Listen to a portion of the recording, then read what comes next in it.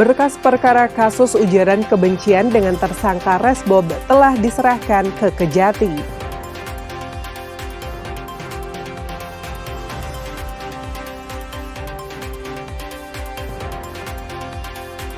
Dinas Kesehatan Provinsi Jawa Barat tegaskan super flu bukan COVID dan tidak mematikan.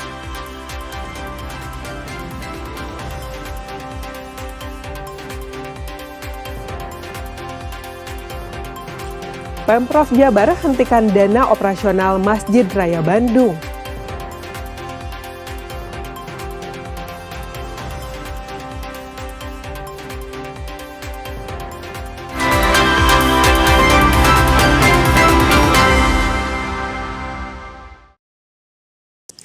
Selain informasi utama tadi, kami masih memiliki informasi menarik lainnya. Saya Mita Handayani akan menemani Anda dengan berita independen terpercaya. Kita simak Kompas Pagi selengkapnya.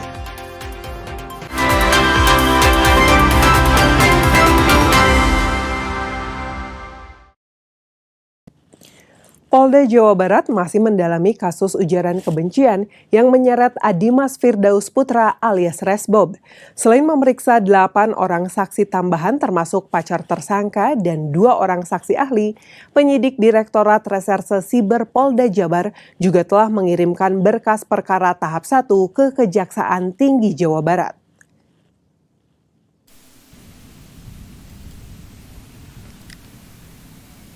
Kasus ujaran kebencian yang sempat memicu kemarahan warga Sunda dan pendukung klub sepak bola Persib Bandung kini memasuki babak baru. Polda Jawa Barat kembali memeriksa 8 orang saksi tambahan, termasuk pacar tersangka Resbob serta 2 orang saksi ahli. Pemeriksaan dilakukan untuk melengkapi berkas perkara tahap 1 yang telah dikirimkan ke Kejaksaan Tinggi Jawa Barat. Selanjutnya, Polda Jabar akan menunggu hasil penelitian berkas dari jaksa yang ditunjuk oleh Kejati Jabar. Seluruh rangkaian penyidikan terus dilakukan secara intensif oleh Direktorat Reserse Cyber Polda Jabar, termasuk telah memperpanjang masa penahanan Resbob.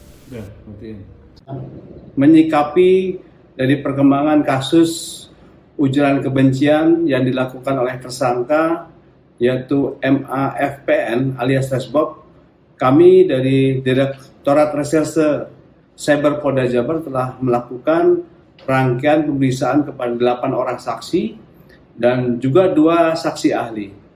Dan kami juga telah melakukan proses perpanjangan penahanan di mana kami telah melakukan perpanjangan dari tanggal 5 Januari yang nantinya pada tanggal 13 Februari itu berakhir. Hingga saat ini, tersangka Resbob masih menjalani penahanan di sel Polda Jawa Barat. Kasus ini sempat menjadi perhatian publik setelah Resbob ditangkap di wilayah Semarang, Jawa Tengah. Andi Iskandar, Bandung, Kompas TV, Jawa Barat. Fenomena yang dikenal masyarakat sebagai super flu belakangan ini menimbulkan kekhawatiran. Namun Dinas Kesehatan Provinsi Jawa Barat menegaskan kondisi tersebut bukan penyakit baru dan tidak mematikan, serta berbeda dengan COVID-19.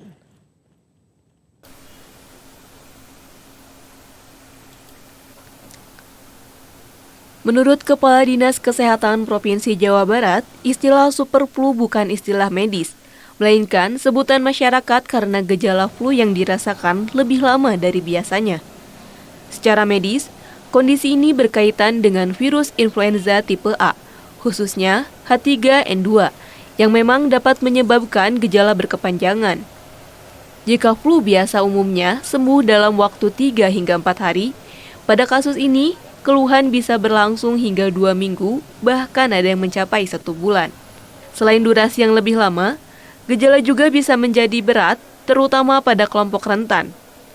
Dari yang awalnya hanya demam, batuk, dan pilek, kondisi dapat berkepanjangan menjadi sesak napas. Meski demikian, Dinas Kesehatan menegaskan bahwa tingkat fatalitas influenza tipe A ini tidak seperti COVID-19. Dan hingga saat ini, tidak ada laporan kematian akibat influenza tipe A di Jawa Barat. Tercatat, Sejak Agustus, terdapat 10 kasus influenza tipe A yang seluruhnya dilaporkan dan dirawat di RSUD Hasan Sadikin, Bandung.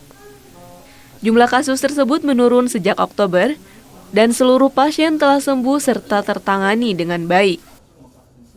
Dan memang virus influenza tipe H3N2 ini salah satunya memang gejalanya lebih lama.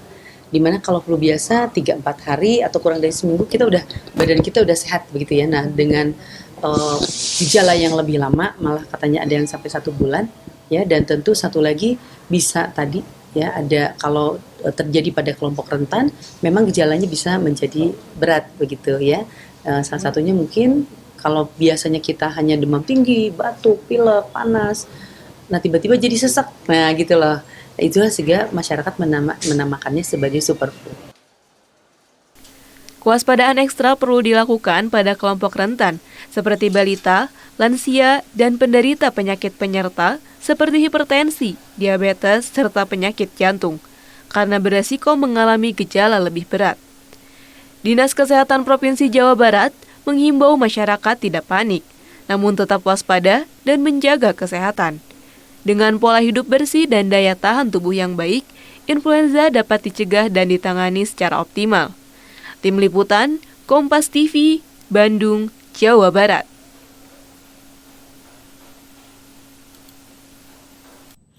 Malam Tahun Baru 2026, Kota Bandung diserbu wisatawan dan warga yang merayakan pergantian tahun. Imbasnya, lebih dari 63 ton tambahan sampah menumpuk di Kota Bandung.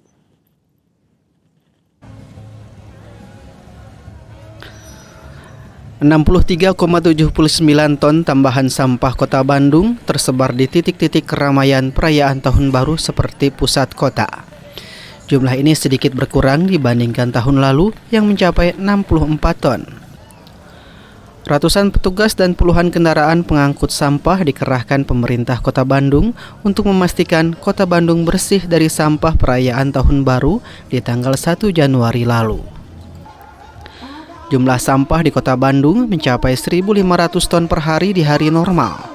Dari jumlah tersebut, Dinas Lingkungan Hidup Kota Bandung mengklaim dapat mengolah 328 ton sampah. Meski begitu, ada 192 ton sampah yang masih belum bisa diolah, sementara sisanya diangkut ke TPS. 2024 ke 2025 itu totalnya 64 ton. Di malam tahun baru, dan itu ternyata ada penurunan yang sangat tidak signifikan. Artinya di malam tahun baru 2025 ke 2026 itu total volume 23,79, sedikit sekali bedanya. Meskipun secara visual kita bisa melihat bahwa tingkat keramaian kunjungan wisatawan di malam tahun baru itu cukup signifikan gitu. Alhamdulillah sampahnya tidak naik signifikan, bahkan turun walaupun sedikit penurunannya. Itu menandakan bahwa kesadaran publik yang datang ke Kota Bandung untuk tidak menyampah itu semakin baik. Untuk menangani permasalahan tersebut, Dinas Lingkungan Hidup telah mendapat anggaran tambahan senilai 27 miliar rupiah. Anggaran akan digunakan untuk mengangkat 1.597 petugas pemilah dan pengolah sampah yang sudah direkrut di awal tahun, serta melakukan belanja mesin pengolah sampah yang rencananya mulai beroperasi di awal Maret mendatang. Tim Liputan Kompas TV, Bandung, Jawa Barat.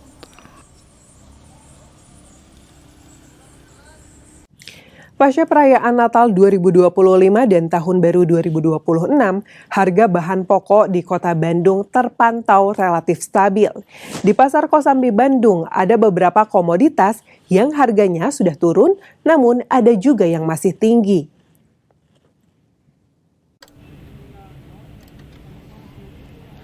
Aktivitas jual beli di Pasar Kosambi Bandung kembali normal setelah libur panjang akhir tahun. Sejumlah komoditas kebutuhan pokok seperti beras, telur ayam, daging ayam, cabai keriting hingga cabai rawit terpantau mengalami penurunan harga. Sementara daging sapi terpantau masih tinggi di harga Rp142.000 per kilogram. Harga tomat dan timun pun masih tinggi dibandingkan sebelum momen Natal dan Tahun Baru. Sementara bahan-bahan dapur seperti bawang merah, bawang putih, cabai merah, cabai keriting kini turun harganya. Contohnya cabai keriting yang asalnya Rp80.000 sebelum Tahun Baru, kini harganya Rp50.000 per kilogram. Kemudian bawang merah yang asalnya Rp50.000 kini menjadi Rp40.000 per kilogram. Namun masih ada harga kebutuhan pokok yang naik, misalnya tomat dan mentimun. Tomat naik dari Rp13.000 menjadi Rp16.000 per kilogram. Mentimun yang asalnya Rp10.000 kini menjadi Rp12.000 per kilogram.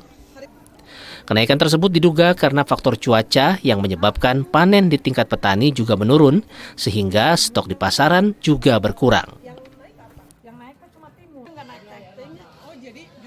Ada penurunan nih, kayak cabai kalau sebelum tahun baru kan 80 yang cabai keriting, sekarang 50. Rawit merah dari 80 sekarang 70. Cuma yang naik itu tomat aja dari 13 sekarang 16. Sama timun 10 jadi 12 sekarang. Yang lain-lainnya stabil. Bawang merah dari 50 sekarang 40. Aman. Sementara itu, untuk harga daging sapi, harganya cenderung stabil sejak akhir tahun lalu, yakni Rp140.000 hingga Rp142.000 per kilogram. Tim Liputan, Kompas TV, Bandung, Jawa Barat. Pemprov Jabar hentikan dana operasional Masjid Raya Bandung. Informasi selengkapnya usai jeda, tetaplah di Kompas Pagi.